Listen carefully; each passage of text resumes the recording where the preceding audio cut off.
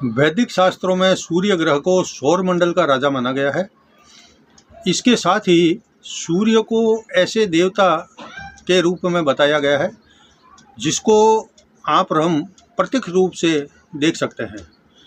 पौराणिक मान्यताओं के अनुसार सूर्य देव महर्षि कश्यप के पुत्र हैं और उनकी माता अदिति है, जिसके कारण सूर्य का एक नाम आदित्य भी है।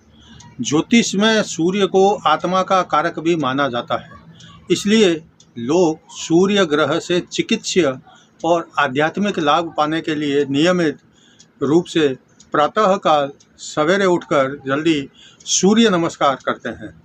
हिंदू पंचांग के अनुसार रविवार का दिन सूर्य ग्रह को समर्पित होता है। जिस जातक की कुंडली में सूर्य पीड़ित हो या प्रभावी, असरदार या अच्छी स्थिति का न हो, तो उन जातक को जीवन भर समस्याओं का सामना करना पड़ता है। और कुंडली में सूर्य की अशुभता जातक को अहंकारी, उदास, विश्वास के हीन यानी विश्वास जिसके अंदर आत्मविश्वास की कमी होती है, ऐसा विश्वासहीन व्यक्ति बनाता है। जिसकी कुंडली में सूर्य अशुभ होता है वह स्वभाव से ईर्ष्यालु होता है, क्रोधी होता है, महत्वाकांक्षी होता है, अपने आप में आत्मकेंद्रित भी होता है। अक्सर अगर आप देखेंगे तो ऐसे आदमी जिनकी कुंडली में सूर्य कमज़ोर होता है वह उदास रहता है और उसको छोटी छोटी बातों में जो है गुस्सा भी आता है। इसका जो नकारात्मक प्रभाव होता है सूर्य का, सभी कार्य उसके कारण बिगड़ने लगते हैं और धीरे धीरे व्यक्ति अपना जो है आत्मविश्वास खोने लगता है जिनकी कुंडली में सूर्य अशुभ होता है। सूर्य दोष जातकों के अंदर ईर्ष्या भी उत्पन्न करता है, साथ ही जातक को सामाजिक मान सम्मान में हानि से भी जो है दो चार उनको होना पड़ता है। इसके अलावा सूर्य ग्रह जातक की जन्म कुंडली में पिता का प्रतिनिधित्व भी करता है, जबकि यह मनुष्य की प्रसिद्धि, ख्याति, सफलता, सामाजिक स्थिति, सरकारी नौकरी आदि को दर्शाता है। सूर्यदेव को सिंह राशि का स्वामी माना गया है और मेष राशि जो है सूर्य की उच्च की राशि होती है और वहीं तुला राशि जो है सूर्य की नीच राशि मानी गई है। वीडियो देखने के बाद में अगर आपको वीडियो पसंद आए तो नीचे कमेंट बॉक्स में आप जो है ओम सूर्य देवाय नमः अवश्य लिखें। आगे बढ़ने से पहले अब देखते हैं कि सूर्य अगर प्रथम भाव में हो, इस वीडियो में मैं आपको यह बता रहा हूं कि सूर्य का 12 भाव में गोचर से जातक को क्या फल मिलता है। किसी के कुंडली में सूर्य जो है प्रथम भाव में यानी लग्न स्थान में गोचर करता है या जन्म समय में बैठा रहता है, किसी के दूसरे भाव में गोचर करता है या बैठा रहता है जन्म समय में, तो 12 भाव में इसका क्या असर पड़ेगा यह मैं बता रहा हूं। और उसके पहले मैं आपको दैनिक यति राशिफल के चैनल के सभी दर्शकों को जो है हार्दिक स्वागत करता हूं। मैं यति महाराज, आप मेरे चैनल को लाल बटन दबाकर सब्सक्राइब करें और फिर घंटी के बटन को भी दबाएं। आप मेरे से अगर फ़ोन पर बातचीत करना चाहते हैं तो नंबर आप स्क्रीन पर देख रहे हैं 9462575291। इस नंबर पर आप मुझे केवल रविवार को दिन में 9 बजे से 11 बजे के बीच में आप फ़ोन कर सकते हैं और बातचीत कर सकते हैं और कोई एक ज्योतिषीय सवाल भी पूछ सकते हैं। इसके अलावा यही नंबर जो है मेरा 9462575291, यह मेरा व्हाट्सएप का भी नंबर है। लेकिन अगर आपको सप्ताह के बीच में कोई एक बहुत अति अर्जेंट सवाल पूछना हो तो ही आप मेरे से व्हाट्सएप पर संपर्क करें, क्योंकि मैं हमेशा बहुत व्यस्त रहता हूं, कंप्यूटर पर नहीं रहता हूं, तो अन्य सवालों का जवाब नहीं दे पाऊंगा और केवल रविवार को सुबह 9 बजे से 11 बजे के बीच में आपको एक सवाल का जवाब दे पाऊंगा। अब बढ़ते हैं आगे और देखते हैं कि सूर्य का 12 भाव में गोचर का क्या फल मिलता है। अगर आपकी कुंडली में जन्म समय में या फिर इस समय में लगन में गोचर कर रहा है सूर्य, तो उसका क्या प्रभाव पड़ेगा। जब सूर्य जन्म राशि पर अर्थात प्रथम भाव पर गोचर करता है तो परिश्रम अधिक करना पड़ता है। प्रत्येक कार्य विलंब से होते हैं, धन नाश भी होता है और मान सम्मान में कमी भी आती है। व्यर्थ की यात्रा भी करनी पड़ती है, बिना किसी उद्देश्य के इधर उधर घूमना पड़ता है। मन चित्त उदास रहता है, स्वास्थ्य अच्छा नहीं रहता और उदर विकार, नेत्र ज्योति, आँखों की रोशनी से संबंधित कष्ट, हार्ट की बीमारी, खून की बीमारी या हर काम में थकावट ज़्यादा होने की संभावना रहती है। मानसिक एवं सज्जनों से जो है अधिकतर मन नहीं मिलता, स्वभाव नहीं मिलता, वैचारिक मतभेद रहता है, मनमुटाव रहता है और आत्मबल की जो कमी रहती है उससे सफलता मिल सकती है। लेकिन सूर्य प्रथम भाव में आपका आत्मविश्वास ज़रूर बढ़ाता है। अब देखते हैं कि सूर्य अगर दूसरे भाव में जन्म कुंडली में बैठा है या गोचर कर रहा है तो क्या फल मिलेगा। जन्म राशि में गोचर व सूर्य जब दूसरे भाव में संचार करता है तो धन हानि होती है, लोग उसको धोखा देकर उसके काम जो है निकालते हैं, दुष्ट और बुरे लोगों से मुलाकात होती है, आर्थिक गड़बड़ी का सामना करना पड़ता है, किसी से धोखा मिलने की आशंका रहती है, डर, भय और चिंता भी लगी रहती है। व्यापार और धन संपत्ति की हानि का डर रहता है, मित्रों, सज्जनों, संबंधियों से विवाद का भय होता है, कुटुंब में हलचल सी बनी रहती है, समय परेशानी में व्यतीत होता है और सुखों में थोड़ा कमी रहती है। अब देखते हैं कि तीसरे भाव में अगर सूर्य गोचर कर रहा हो तो क्या फल मिलता है। जन्म राशि से गोचर व सूर्य जब तीसरे भाव में भ्रमण करता है तो शुभ प्रभाव देता है, पद की प्राप्ति होती है और राज्य से सहायता मिलती है। मित्रों, सज्जनों, स्नेहियों एवं भाइयों, उच्च अधिकारियों से मेल मुलाकात होती है और सहायता मिलती है। व्यक्ति को धन और मान प्रतिष्ठा प्राप्त होती है, व्यक्ति का अन्य लोगों से व्यवहार अच्छा होता है, पुत्र सुख प्राप्त होता है, शत्रुओं की पराजय होती है और रोगों से मुक्ति मिलती है। भय, कठिनाइयाँ, उलझनों से छुटकारा मिलता है, साहस बढ़ता है और यात्राएं जो होती है वह लाभदायक रहती है।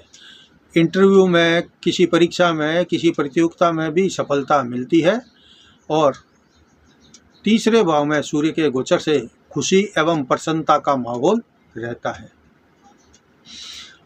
अब देखते हैं चौथे भाव में अगर सूर्य गोचर करता है तो क्या फल मिलता है।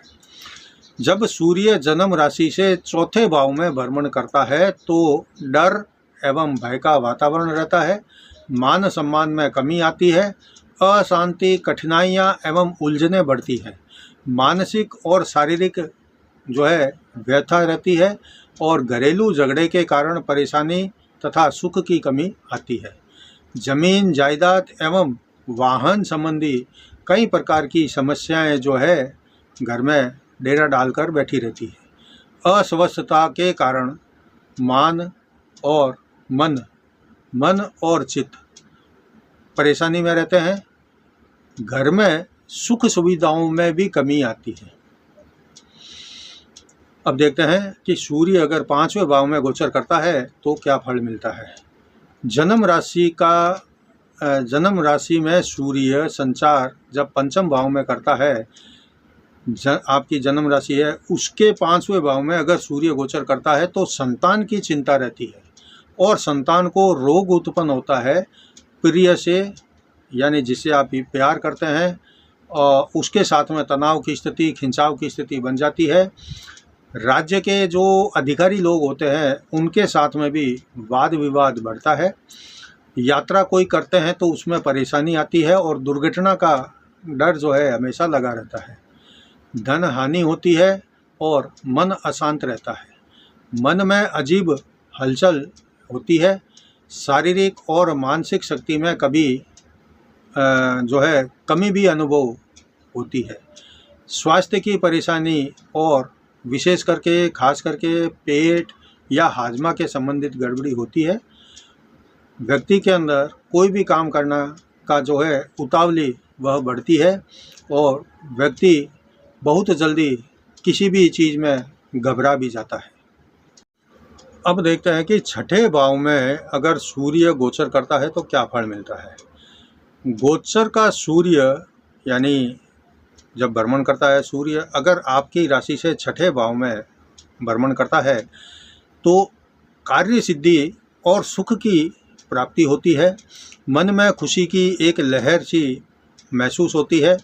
सरकारी कार्यों में सफलता मिलती है और नौकरी द्वारा जो है कोई ना कोई अच्छा लालच कहेंगे या लाभ प्राप्त होता है। शत्रु नाश होते हैं और शत्रुओं पर विजय प्राप्त होती है। राज्य के जो अधिकारी वर्ग होते हैं उनसे भी लाभ होता है या राज्य में जो अधिकारी वर्ग होता है उनको भी लाभ होता है। मन बहुत शांत रहता है और कठिनाइयों से, मुश्किलों से एवं उलझनों से राहत मिल जाती है। अन्न का, वस्त्र का लाभ मिलता है और रोग अगर कोई होता है तो उससे भी मुक्ति मिल जाती है।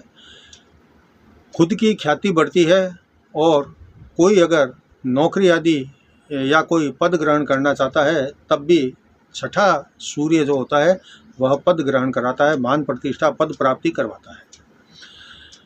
अब देखते हैं कि सातवें भाव में अगर सूर्य का गोचर चल रहा है तो उसका क्या फल मिलता है। जन्म राशि से सूर्य जब छठे गोचर में सप्तम गोचर में भ्रमण करता है तो घर में कलेश शुरू हो जाता है। पति पत्नी यानी दाम्पत्य जीवन में बैर विरोध, वैमनस्य बढ़ जाता है। स्त्री, पत्नी और पुत्र बीमार रहना शुरू हो जाते हैं, अस्वस्थ रहते हैं। व्यक्ति खुद जिनके सप्तम स्थान में सूर्य गोचर कर रहा है वह थकावट अनुभव करता है और मन चित्त उदास रहता है। व्यवसाय में बाधाएं उत्पन्न होती है और कार्यों में सफलता मिलती है। यात्रा कष्टकारी होती है, चोरी हो सकती है, थकान हो सकती है या कुछ भी हो सकता है। धन और मान हानि के कारण व्यक्ति परेशान रहता है। सेहत भी अच्छी नहीं रहती और विरोधी लोग जो है परेशान करते हैं। अब देखते हैं कि आठवें मृत्यु स्थान में अगर गोचर से सूर्य भ्रमण कर रहा है तो उसका क्या फल मिलेगा। सूर्य जब आठवें भाव में गोचर करता है तो अधिकारी वर्ग से यानी सरकारी लोगों से या प्राइवेट जॉब है तो भी आपके बॉस वगैरह जो अधिकारी होते हैं, उच्च अधिकारी, उनके कारण भय बना रहता है।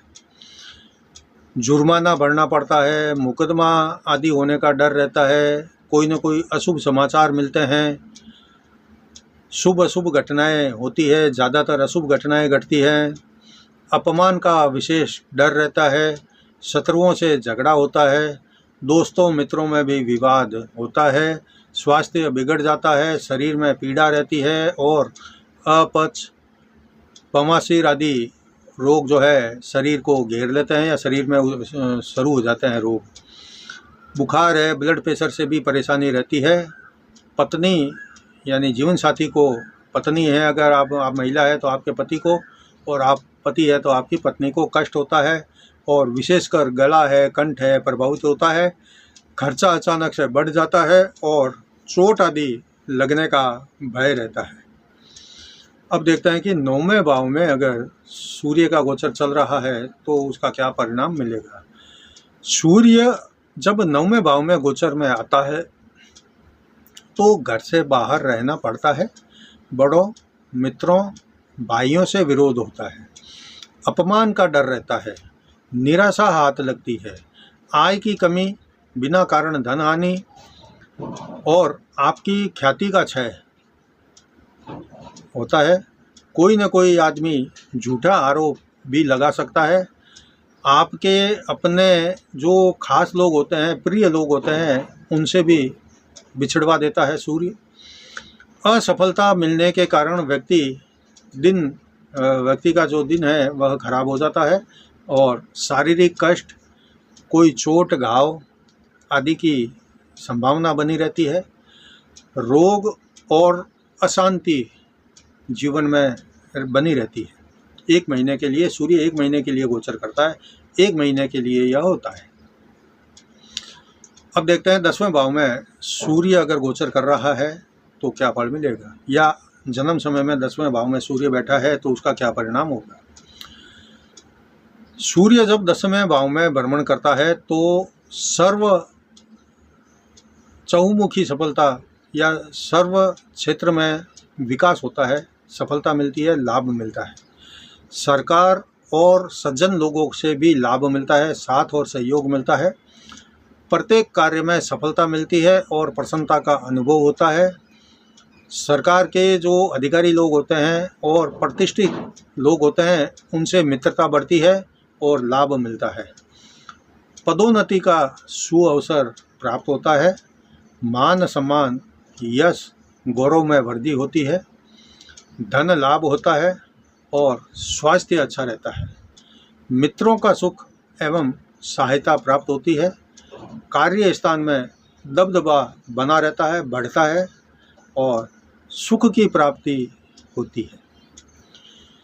अब देखते हैं कि 11वें भाव में अगर सूर्य का गोचर चल रहा है या जन्म समय में 11वें लाभ स्थान में सूर्य बैठा है तो उसका क्या फल मिलता है। सूर्य एकादश भाव में अगर गोचर करता है तो धन लाभ होता है और मनोकामना पूरी होती है। हर प्रकार का लाभ मिलता है। राज्य की ओर से कृपा की प्राप्ति होती है। पदोन्नति का अवसर मिलता है। बड़ों एवं पिता से लाभ और पुत्र सुख मिलता है। आध्यात्मिक एवं मांगलिक कार्य होते हैं और बड़ों के अनुग्रह की प्राप्ति होती है। मान सम्मान मिलता है और रोगों से मुक्ति मिलती है। स्वास्थ्य अच्छा बना रहता है और सोच सकारात्मक रहती है, सात्विक बनी रहती है। प्रगति, विकास और उन्नति के साथ में लाभ मिलता है और कोई न कोई नया पद प्रतिष्ठा का लाभ भी मिलता है। अब देखते हैं कि सूर्य अगर 12वें भाव में गोचर करता है तो उसका क्या फल मिलता है। सूर्य जब गोचर करते हुए 12वें भाव में आपकी राशि से आ जाते हैं तो कलेश, धन की बर्बादी साथ लाते हैं। दोस्त भी दुश्मनी करने लगते हैं। खर्च अधिक होता है और कई तरह की कठिनाइयां झेलनी पड़ती है।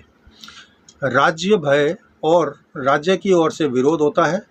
अपमान का डर रहता है। दूर देश का भ्रमण होता है तथा कार्य और पद की हानि होती है। मानसिक चिंता बनी रहती है। व्यक्ति यानी जिसके कुंडली में या गोचर में 12वें भाव में सूर्य गोचर कर रहा होता है वह अक्सर अपने आप को अशक्त, कमज़ोर या अस्वस्थ महसूस करता है। पेट, आँख का कष्ट भी हो सकता है। विशेषकर सर दर्द होता है, आँख में तकलीफ होती है, चश्मा लग जाता है या चोट लग जाती है। बीमारी में जैसे कि बुखार है आदि रोग अक्सर हो जाते हैं। झगड़े और विवाद होने के कारण मन अक्सर दुखी रहता है। यह था आज के वीडियो में सूर्य के 12 भाव में गोचर का फल। अगर आपको वीडियो अच्छा लगा है तो इसे लाइक और शेयर करें और नीचे कमेंट बॉक्स में ओम सूर्य देवाय नमः अवश्य लिखें। कल मैं आपको मंगल के वृषभ राशि में गोचर से आपकी राशि पर इसका क्या प्रभाव पड़ेगा के बारे में बताऊंगा। तब तक जय जिनेंद्र।